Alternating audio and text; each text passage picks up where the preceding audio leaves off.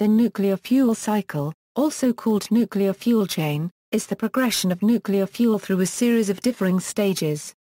It consists of steps in the front end, which are the preparation of the fuel, steps in the service period in which the fuel is used during reactor operation, and steps in the back end, which are necessary to safely manage, contain, and either reprocess or dispose of spent nuclear fuel.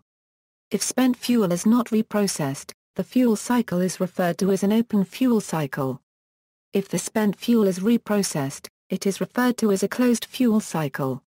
Basic concepts: nuclear power relies on fissionable material that can sustain a chain reaction with neutrons.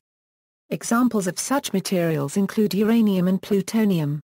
Most nuclear reactors use a moderator to lower the kinetic energy of the neutrons and increase the probability that fission will occur. This allows reactors to use material with far lower concentration of fissile isotopes than nuclear weapons. Graphite and heavy water are the most effective moderators, because they slow the neutrons through collisions without absorbing them. Reactors using heavy water or graphite as the moderator can operate using natural uranium.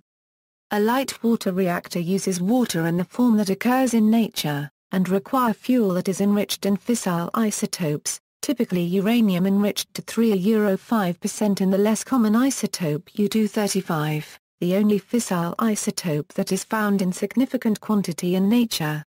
One alternative to this low-enriched uranium fuel are mixed oxide fuels produced by blending plutonium with natural or depleted uranium, and these fuels provide an avenue to utilize surplus weapons-grade plutonium.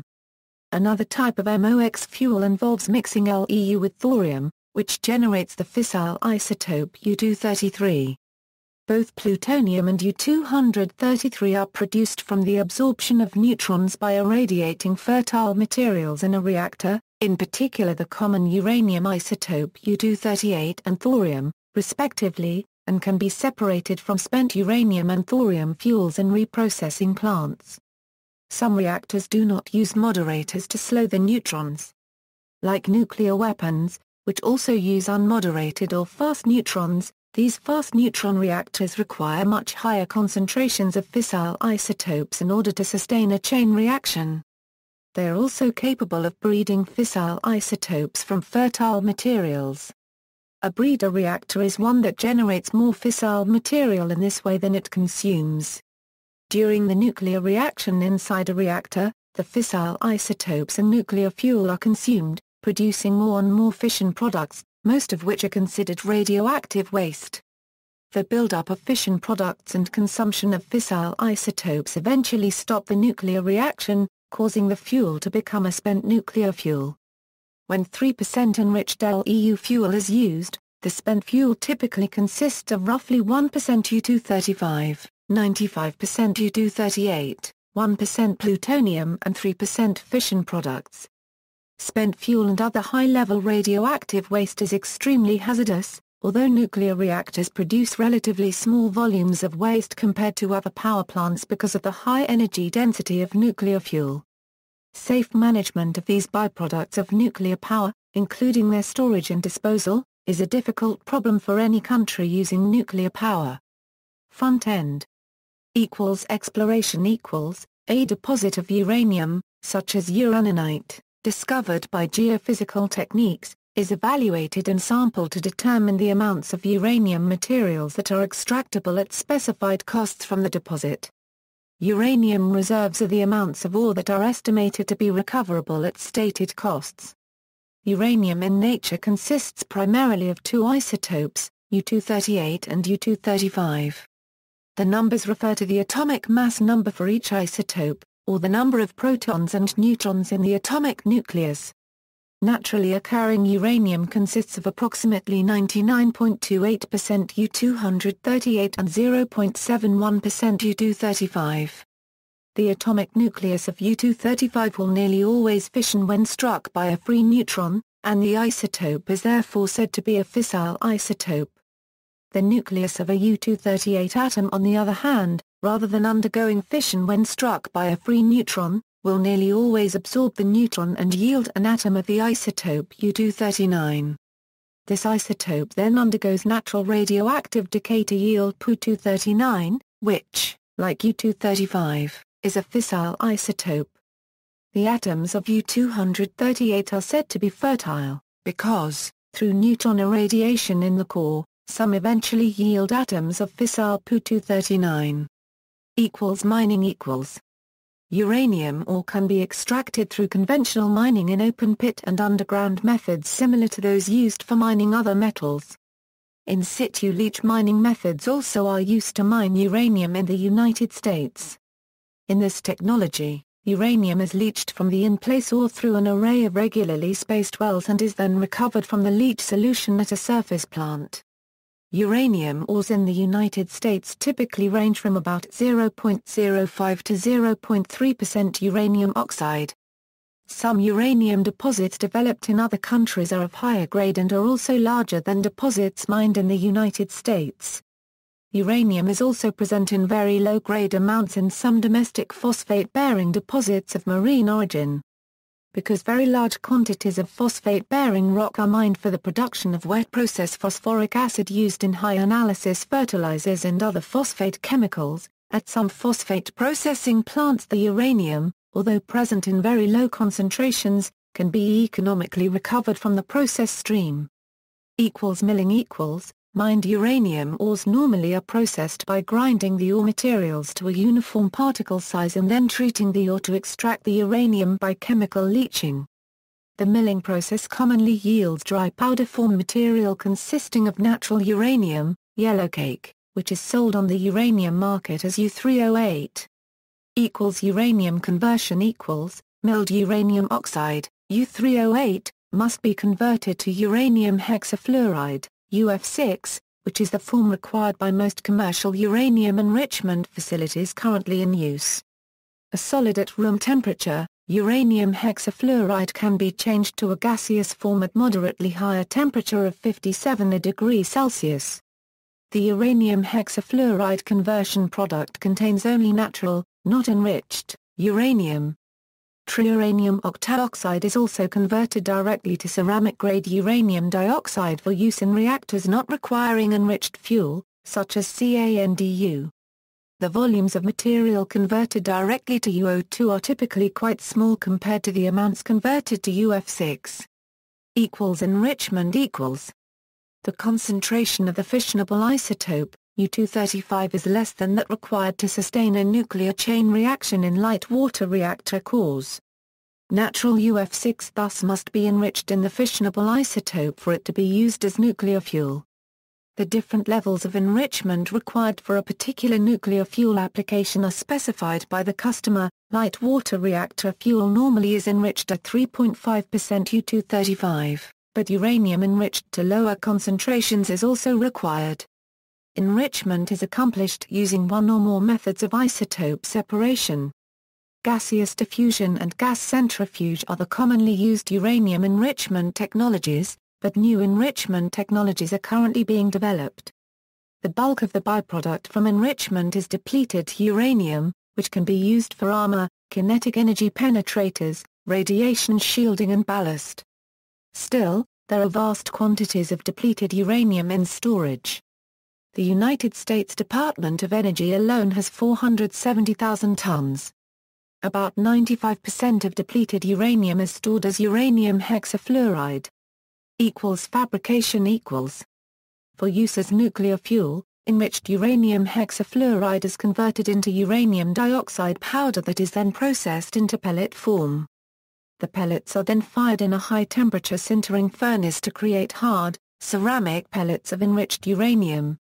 The cylindrical pellets then undergo a grinding process to achieve a uniform pellet size. The pellets are stacked, according to each nuclear reactor core's design specifications, into tubes of corrosion-resistant metal alloy. The tubes are sealed to contain the fuel pellets. These tubes are called fuel rods. The finished fuel rods are grouped in special fuel assemblies that are then used to build up the nuclear fuel core of a power reactor. The alloy used for the tubes depends on the design of the reactor. Stainless steel was used in the past, but most reactors now use a zirconium alloy. For the most common types of reactors, boiling water reactors and pressurized water reactors. The tubes are assembled into bundles with the tubes spaced precise distances apart. These bundles are then given a unique identification number, which enables them to be tracked from manufacture through use and into disposal. Service period equals transport of radioactive materials equals transport is an integral part of the nuclear fuel cycle.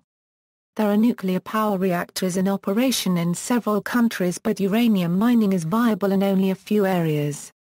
Also, in the course of over 40 years of operation by the nuclear industry, a number of specialized facilities have been developed in various locations around the world to provide fuel cycle services, and there is a need to transport nuclear materials to and from these facilities. Most transports of nuclear fuel material occur between different stages of the cycle, but occasionally a material may be transported between similar facilities. With some exceptions, nuclear fuel cycle materials are transported in solid form, the exception being uranium hexafluoride, which is considered a gas. Most of the material used in nuclear fuel is transported several times during the cycle. Transports are frequently international, and are often over large distances. Nuclear materials are generally transported by specialized transport companies. Since nuclear materials are radioactive, it is important to ensure that radiation exposure of both those involved in the transport of such materials and the general public along transport routes is limited.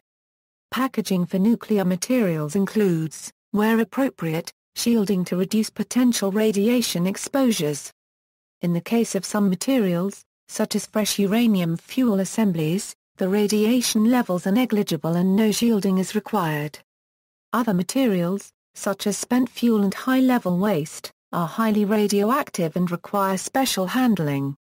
To limit the risk in transporting highly radioactive materials, containers known as spent nuclear fuel shipping casks are used, which are designed to maintain integrity under normal transportation conditions and during hypothetical accident conditions.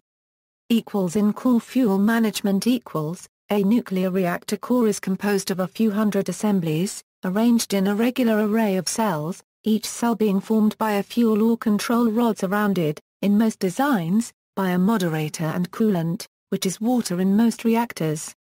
Because of the fission process that consumes the fuels, the old fuel rods must be changed periodically to fresh ones. However, only a part of the assemblies are removed since the fuel depletion is not spatially uniform. Furthermore, it is not a good policy, for efficiency reasons, to put the new assemblies exactly at the location of the removed ones. Even bundles of the same age may have different burn-up levels, which depends on their previous positions in the core. Thus the available bundles must be arranged in such a way that the yield is maximized, while safety limitations and operational constraints are satisfied. Consequently, reactor operators are faced with a so-called optimal fuel reloading problem, which consists in optimizing the rearrangement of all the assemblies, the old and fresh ones, while still maximizing the reactivity of the reactor core so as to maximize fuel burn-up and minimize fuel cycle costs. This is a discrete optimization problem, and computationally infeasible by current combinatorial methods, due to the huge number of permutations and the complexity of each computation. Many numerical methods have been proposed for solving it, and many commercial software packages have been written to support fuel management. This is an ongoing issue in reactor operations, as no definitive solution to this problem has been found. Operators use a combination of computational and empirical techniques to manage this problem. The study of used fuel. Used nuclear fuel is studied in post-irradiation examination, where used fuel is examined to know more about the processes that occur in fuel during use, and how these might alter the outcome of an accident. For example, during normal use, the fuel expands due to thermal expansion, which can cause cracking. Most nuclear fuel is uranium dioxide, which is a cubic solid with a structure similar to that of calcium fluoride. In used fuel, the solid-state structure of most of the solid remains the same as that of pure cubic uranium dioxide. Sim fuel is the name given to the simulated spent fuel, which is made by mixing finely ground metal oxides, grinding as a slurry, spray drying it before heating in hydrogen argon to 1700 OC. In some fuel, 4.1% of the volume of the solid was in the form of metal nanoparticles which are made of molybdenum, ruthenium, rhodium and palladium. Most of these metal particles are of the I-micron phase of Mo-Ru or HPD alloy, while smaller amounts of the I+ or minus and I-fluorine phases of these metals were found in the SEM fuel. Also present within the SEM fuel was a cubic perovskite phase which is a barium-strontium zirconate. Uranium dioxide is very insoluble in water, but after oxidation it can be converted to uranium trioxide or another uranium, compound which is much more soluble. Uranium dioxide can be oxidized to an oxygen-rich hyperstoichiometric oxide which can be further oxidized to U409, U307, U308 and UO3.2H2O. Because used fuel contains alpha emitters, the effect of adding an alpha emitter to uranium dioxide on the leaching rate of the oxide has been investigated. For the crushed oxide, adding 238Pu tended to increase the rate of leaching, but the difference in the leaching rate between 0.1 and 10% 238Pu was very small.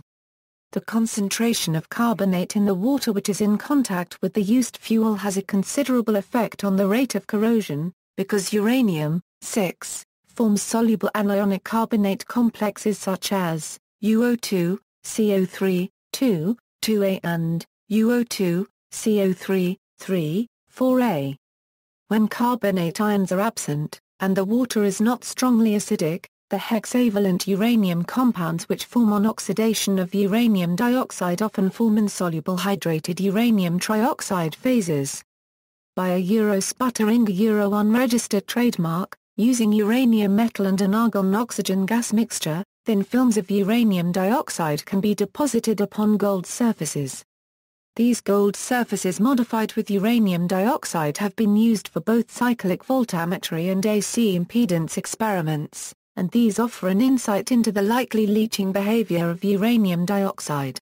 Fuel cladding interactions. The study of the nuclear fuel cycle includes the study of the behavior of nuclear materials both under normal conditions and under accident conditions.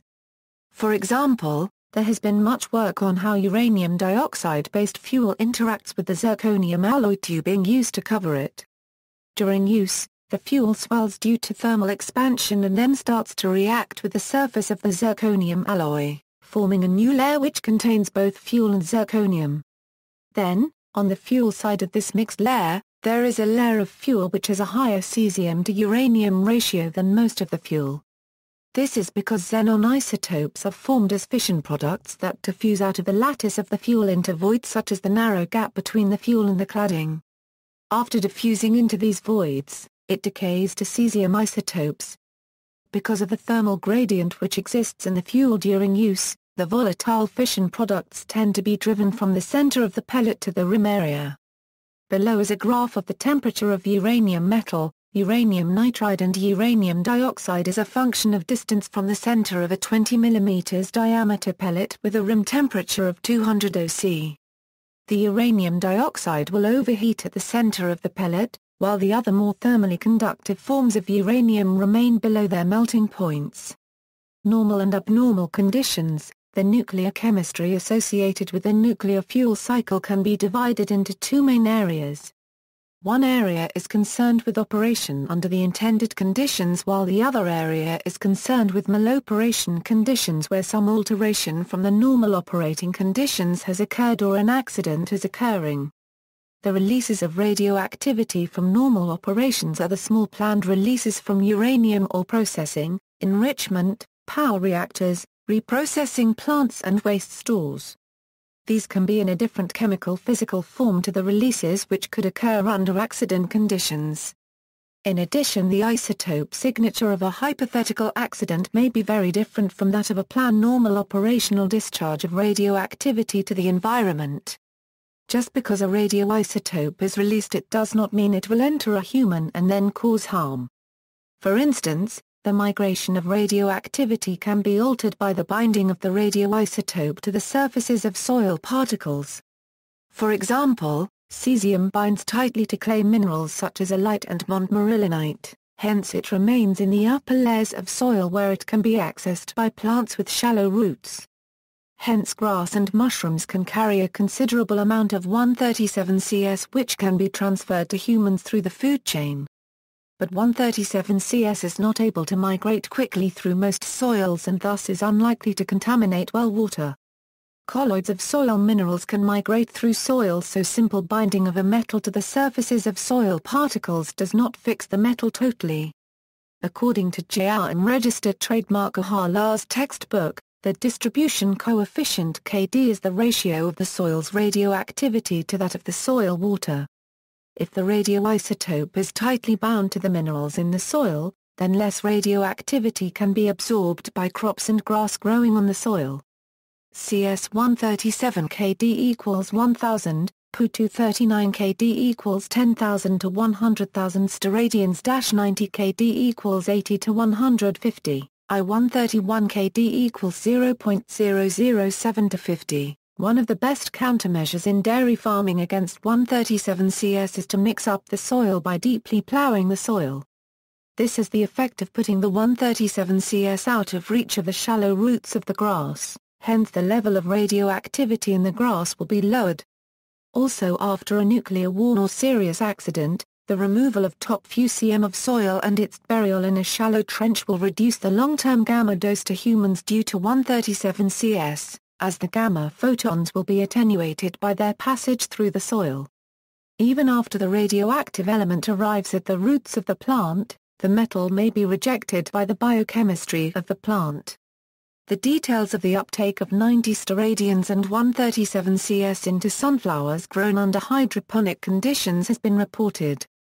The cesium was found in the leaf veins, in the stem and in the apical leaves. It was found that 12% of the cesium entered the plant, and 20% of the strontium. This paper also reports details of the effect of potassium, ammonium and calcium ions on the uptake of the radioisotopes. In livestock farming, an important countermeasure against 137Cs is to feed animals a small amount of Prussian blue. This iron-potassium cyanide compound acts as an ion exchanger. The cyanide is so tightly bonded to the iron that it is safe for a human to eat several grams of Prussian blue per day. The Prussian blue reduces the biological half-life of the cesium.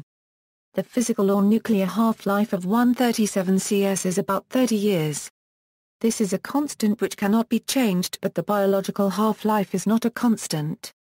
It will change according to the nature and habits of the organism for which it is expressed.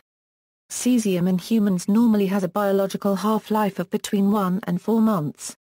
An added advantage of the Prussian blue is that the cesium which is stripped from the animal in the droppings is in a form which is not available to plants. Hence it prevents the cesium from being recycled. The form of Prussian blue required for the treatment of humans or animals is a special grade. Attempts to use the pigment grade used in paints have not been successful. Note that a good source of data on the subject of cesium in Chernobyl fallout exists at 1. Equals release of radioactivity from fuel during normal use and accidents equals, the IAEA assumed that under normal operation the coolant of a water-cooled reactor will contain some radioactivity, but during a reactor accident the coolant radioactivity level may rise. The IAEA states that under a series of different conditions different amounts of the core inventory can be released from the fuel. The 4 conditions the IAEA consider are normal operation, a spike in coolant activity due to a sudden shutdown, loss of pressure, a cladding failure resulting in the release of the activity in the fuel cladding gap, or a melting of the core. Based upon the assumption that a pressurized water reactor contains 300 tons of water, and that the activity of the fuel of a 1 reactor is as the IAEA predicts, then the coolant activity after an accident such as the 3 Mile Island accident can be predicted. Equals releases from reprocessing under normal conditions equals, it is normal to allow used fuel to stand after the irradiation to allow the short-lived and radiotoxic iodine isotopes to decay away. In one experiment in the USA, fresh fuel which had not been allowed to decay was reprocessed to investigate the effects of a large iodine release from the reprocessing of short-cooled fuel. It is normal in reprocessing plants to scrub the off gases from the dissolver to prevent the emission of iodine. In addition to the emission of iodine, the noble gases and tritium are released from the fuel when it is dissolved. It has been proposed that by volexidation the majority of the tritium can be recovered from the fuel. 5. A paper was written on the radioactivity in oysters found in the Irish Sea.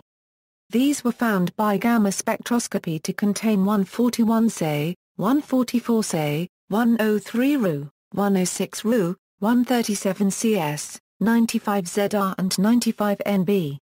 Additionally, a zinc activation product was found, which is thought to be due to the corrosion of magnox fuel cladding in spent fuel pools.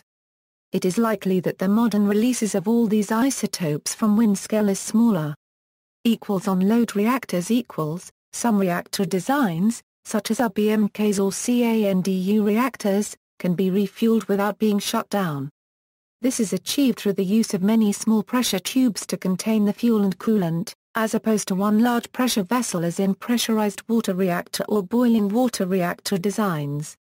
Each tube can be individually isolated and refueled by an operator-controlled fueling machine, typically at a rate of up to 8 channels per day out of roughly 400 in CANDU reactors. On-load refueling allows for the optimal fuel reloading problem to be dealt with continuously, leading to more efficient use of fuel. This increase in efficiency is partially offset by the added complexity of having hundreds of pressure tubes and the fueling machines to service them. Interim storage after its operating cycle, the reactor is shut down for refueling. The fuel discharged at that time is stored either at the reactor site or potentially in a common facility away from reactor sites. If on-site pool storage capacity is exceeded, it may be desirable to store the now cooled aged fuel in modular dry storage facilities known as independent spent fuel storage installations at the reactor site or at a facility away from the site. The spent fuel rods are usually stored in water or boric acid, which provides both cooling and shielding to protect the environment from residual ionizing radiation, although after at least a year of cooling they may be moved to dry cask storage.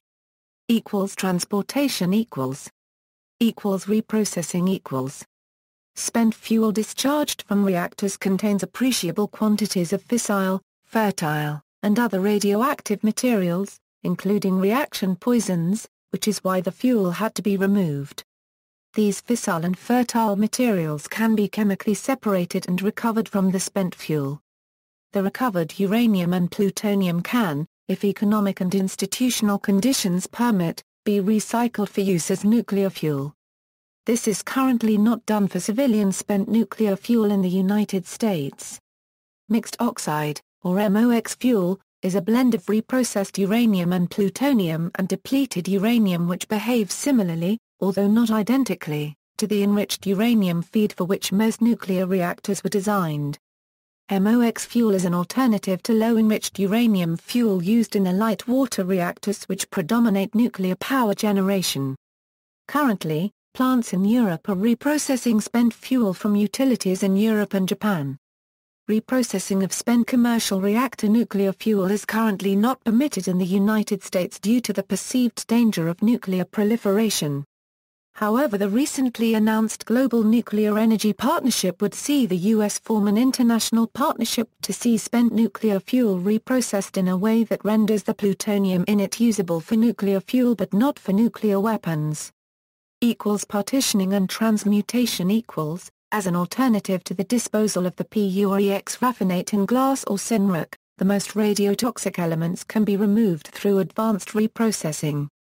After separation, the minor actinides and some long-lived fission products can be converted to short-lived isotopes by either neutron or photon irradiation. This is called transmutation. Waste disposal A current concern in the nuclear power field is the safe disposal and isolation of either spent fuel from reactors or, if the reprocessing option is used, wastes from reprocessing plants. These materials must be isolated from the biosphere until the radioactivity contained in them has diminished to a safe level. In the U.S., under the Nuclear Waste Policy Act of 1982 as amended, the Department of Energy has responsibility for the development of the waste disposal system for spent nuclear fuel and high-level radioactive waste. Current plans call for the ultimate disposal of the wastes and solid form in a licensed deep, stable geologic structure called a deep geological repository. the Department of Energy chose Yucca Mountain as the location for the repository. However, its opening has been repeatedly delayed. Fast neutron reactors can fission all actinides, while the thorium fuel cycle produces low levels of transuranics. Unlike LWRs, in principle these fuel cycles could recycle their plutonium and minor actinides and leave only fission products and activation products as waste. The highly radioactive medium-lived fission products CS-137 and SR-90 diminish by a factor of 10 each century. While the long-lived fission products have relatively low radioactivity, often compared favorably to that of the original uranium ore. Fuel cycles. Although the most common terminology is fuel cycle, some argue that the term fuel chain is more accurate, because the spent fuel is never fully recycled. Spent fuel includes fission products, which generally must be treated as waste, as well as uranium, plutonium, and other transuranic elements. Where plutonium is recycled, it is normally reused once in light water reactors, although fast reactors could lead to more complete recycling of plutonium. Once through nuclear fuel cycle equals. Not a cycle per se, fuel is used once and then sent to storage without further processing save additional packaging to provide for better isolation from the biosphere. This method is favored by 6 countries, the United States, Canada, Sweden, Finland, Spain and South Africa. Some countries, notably Sweden and Canada, have designed repositories to permit future recovery of the material should the need arise, while others plan for permanent sequestration in a geological repository like the Yucca Mountain Nuclear Waste Repository in the United States. Plutonium cycle equals. Several countries, including Japan, Switzerland, and previously Spain and Germany, are using or have used the reprocessing services offered by BNFL and COGMA. Here, the fission products, minor actinides, activation products, and reprocessed uranium are separated from the reactor-grade plutonium, which can then be fabricated into MOX fuel. Because the proportion of the non-fissile even-mass isotopes of plutonium rises with each pass through the cycle, there are currently no plans to reuse plutonium from used MOX fuel for a third pass in a thermal reactor. However, if fast reactors become available, they may be able to burn these, or almost any other actinide isotopes. Minor actinides recycling. It has been proposed that in addition to the use of plutonium, the minor actinides could be used in a critical power reactor. Tests are already being conducted in which americium is being used as a fuel. A number of reactor designs, like the integral fast reactor, have been designed for this rather different fuel cycle. In principle, it should be possible to derive energy from the fission of any actinide nucleus. With a careful reactor design, all the actinides in the fuel can be consumed, leaving only lighter elements with short half-lives. Whereas this has been done in prototype plants, no such reactor has ever been operated on a large scale, and the first plants with full actinide recovery are expected to be ready for commercial deployment in 2015 at the earliest. It so happens that the neutron cross-section of many actinides decreases with increasing neutron energy, but the ratio of fission to simple activation changes in favor of fission as the neutron energy increases. Thus, with a sufficiently high neutron energy, it should be possible to destroy even curium without the generation of the transcurium metals. This could be very desirable as it would make it significantly easier to reprocess and handle the actinide fuel. One promising alternative from this perspective is an accelerator-driven subcritical reactor/subcritical reactor. Here a beam of either protons or electrons is directed into a target. In the case of protons, very fast neutrons will spool off the target, while in the case of the electrons, very high-energy photons will be generated. These high-energy neutrons and photons will then be able to cause the fission of the heavy actinides. Such reactors compare very well to other neutron sources in terms of neutron energy: thermal 0 to 100 eV, epithermal 100 eV to 100 keV, fast 100 keV to 3 MeV, DD fusion 2.5 MeV, DT fusion 14 MeV, accelerator-driven core 200 MeV, muon-catalyzed fusion 7 GeV. As an alternative, the curium-244 with a half-life of 18 years, could be left to decay into plutonium-240 before being used in fuel in a fast reactor. Fuel or targets for this actinide transmutation. To date, the nature of the fuel for actinide transformation has not been chosen. If actinides are transmuted in a subcritical reactor, it is likely that the fuel will have to be able to tolerate more thermal cycles than conventional fuel. An accelerator-driven subcritical reactor is unlikely to be able to maintain a constant operation period for equally long times as a critical reactor, and each time the accelerator stops, then the fuel will cool down. On the other hand, if actinides are destroyed using a fast reactor, such as an integral fast reactor, then the fuel will most likely not be exposed to many more thermal cycles than in a normal power station. Depending on the matrix, the process can generate more transuranics from the matrix. This could either be viewed as good or can be viewed as bad. A series of different matrices exists which can control this production of heavy actinides. Fissile nuclei, like uranium-235, plutonium-239 and uranium-233, respond well to delayed neutrons and are thus important to keep a critical reactor stable, and this limits the amount of minor actinides that can be destroyed in a critical reactor. As a consequence, it is important that the chosen matrix allows the reactor to keep the ratio of fissile to non-fissile nuclei high, as this enables it to destroy the long-lived actinides safely. In contrast, the power output of a subcritical reactor is limited by the intensity of the driving particle accelerator, and thus it need not contain any uranium or plutonium at all. In such a system, it may be preferable to have an inert matrix that doesn't produce additional long-lived isotopes. Actinides in an inert matrix equals, the actinides will be mixed with a metal which will not form more actinides. For instance, an alloy of actinides in a solid such as zirconia could be used. Actinides in a thorium matrix equals, thorium will on neutron bombardment form uranium-233. U-233 is fissile, and has a larger fission cross-section than both U-235 and U-238, and thus it is far less likely to produce higher actinides through neutron capture. Actinides in a uranium matrix equals, if the actinides are incorporated into a uranium metal or uranium oxide matrix, then the neutron capture of U-238 is likely to generate new plutonium-239. An advantage of mixing the actinides with uranium and plutonium is that the large fission cross-sections of U-235 and Pu-239 for the less energetic delayed neutrons could make the reaction stable enough to be carried out in a critical fast reactor, which is likely to be both cheaper and simpler than an accelerator-driven system. Mixed matrix equals, it is also possible to create a matrix made from a mix of the above-mentioned materials. This is most commonly done in fast reactors where one may wish to keep the breeding ratio of new fuel high enough to keep powering the reactor, but still low enough that the generated actinides can be safely destroyed without transporting them to another site.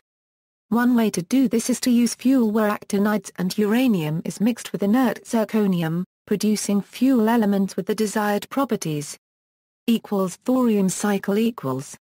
In the thorium fuel cycle, thorium-232 absorbs a neutron in either a fast or thermal reactor. The thorium-233 beta decays to protactinium-233 and then to uranium-233, which in turn is used as fuel. Hence, like uranium-238, thorium-232 is a fertile material. After starting the reactor with existing U-233 or some other fissile material such as U-235 or Pu-239, a breeding cycle similar to but more efficient than that with U-238 and plutonium can be created. The Th-232 absorbs a neutron to become Th-233, which quickly decays to protactinium-233. Protactinium-233 in turn decays with a half-life of 27 days to U-233. In some molten salt reactor designs, the Pa-233 is extracted and protected from neutrons, until it has decayed to U-233. This is done in order to improve the breeding ratio, which is low compared to fast reactors. Thorium is at least 4 to 5 times more abundant in nature than all of uranium isotopes combined. Thorium is fairly evenly spread around Earth, with a lot of countries having huge supplies of it. Preparation of thorium fuel does not require difficult and expensive enrichment processes. The thorium fuel cycle creates mainly uranium-233 contaminated with uranium-232, which makes it harder to use in a normal, pre-assembled nuclear weapon which is stable over long periods of time. Elimination of at least the transuranic portion of the nuclear waste problem is possible in MSA and other breeder reactor designs. One of the earliest efforts to use a thorium fuel cycle took place at Oak Ridge National Laboratory in the 1960s. An experimental reactor was built based on molten salt reactor technology to study the feasibility of such an approach, using thorium fluoride salt kept hot enough to be liquid, thus eliminating the need for fabricating fuel elements. This effort culminated in the molten salt reactor experiment that used 232 as the fertile material and 233U as the fissile fuel. Due to a lack of funding, the MSA program was discontinued in 1976. Current industrial activity currently the only isotopes used as nuclear fuel are uranium-235, uranium-238 and plutonium-239, although the proposed thorium fuel cycle has advantages. Some modern reactors, with minor modifications, can use thorium. Thorium is approximately 3 times more abundant in the Earth's crust than uranium. However, there has been little exploration for thorium resources, and thus the proved resource is small. Thorium is more plentiful than uranium in some countries, notably India. Heavy water reactors and graphite-moderated reactors can use natural uranium, but the vast majority of the world's reactors require enriched uranium, in which the ratio of U-235 to U-238 is increased. In civilian reactors the enrichment is increased to as much as 5% U-235 and 95% U-238, but in naval reactors there is as much as 93% U-235. The term nuclear fuel is not normally used in respect of fusion power, which fuses isotopes of hydrogen into helium to release energy. References. External links: World Nuclear Transport Institute.